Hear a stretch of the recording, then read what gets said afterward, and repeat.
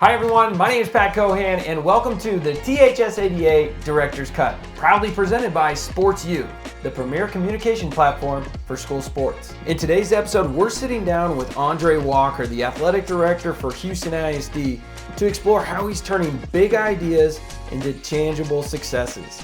We're going to discuss how he launched the Houston Hall of Honor ceremony that celebrates the legacy of HISD athletics, how he created the Coaches Roundtable, fostering collaboration and professional growth with current and former coaches of the school district, and how inter-district games are building community pride and competition. I want to send a thank you to sportsYou for making this episode possible, and we'd like you to check out our website, THSADA.org, for more Director's Cut episodes, and we'd love it if you followed us on X at official THSADA. Thanks so much for joining us, and we hope you enjoy this THSADA Director's Cut.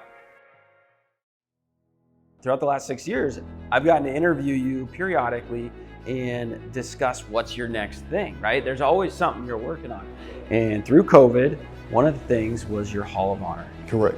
Did you ever get that off the ground? We did. We just completed our 4th year. Next year will be the 5th, and we're going to celebrate that 5th year in a big way. What is it? We're at Delmar Fieldhouse, $5 to get in, so it's very reasonable because it's about celebrating our folks. What has been the impact of having this run for 4 years? Past greats deserve to be recognized. They did a lot of great things for the school district, right? But it's bigger than them. It's about the current kids. I honestly believe that. That's why I wanted to do it, because I need for them to understand that they can be the next one. It's not all about making the pros or being, in the Hall of Fame. That's great. I mean, that's icing on the cake. But just you can be whatever you want to be, and this is showing you that. We have our cheerleaders come, we have our bands play, because we wanted to make it an entire community event, and it's been that.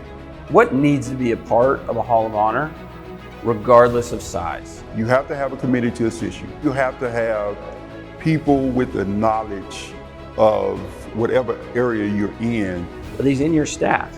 No, this is community members, retired coaches, folks that just know about the heartbeat of the city and HISD. What was the biggest lesson in trying to create a Hall of Honor? The biggest lesson is making sure your communication with the inductees is crystal clear. Again, this is still new, and them not really understanding what's about to take place. Hey, I got invited, I'm getting inducted, I'm just going.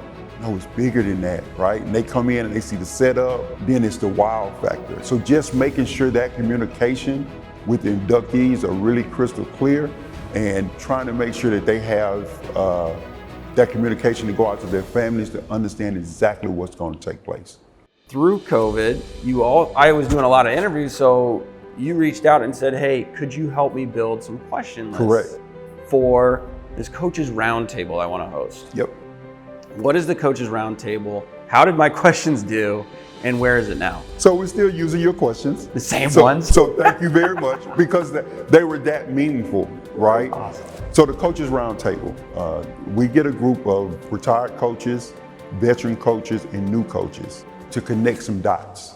We have coaches that have poured their life into Houston ISD and did not get the recognition for that. So we wanted to show them that, hey, we love you, we want you to come back, and we want you to mentor, right, talk to, because it started as a Coaches Roundtable and ended up being a mentor program, because those retired coaches can mentor those veteran coaches, because even though you're veteran, you still need some support, and those veteran coaches can support those young coaches as well. We know, that we're losing a lot of coaches, right? It's not easy. Yeah.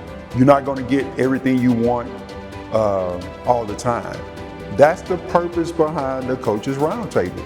Those retired coaches are key. I had a veteran coach walk out and said, an ex-NFL player says, I feel like I'm valued now. That tells me that he didn't feel it before. Correct. And I don't know the reason as to why he didn't, but this Coaches Roundtable validated that he was valued. What about for the current students?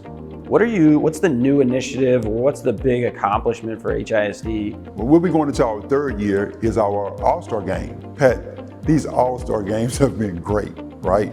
We have an All-Star game for basketball, for football, for volleyball. This year we'll have one for water polo. Now, due to the timing of the year, we can't do baseball and softball. So this year what we did was just a celebration. We had them to come in, we gave them medals, we took a lot of pictures. They appreciated it, and the parents did as well.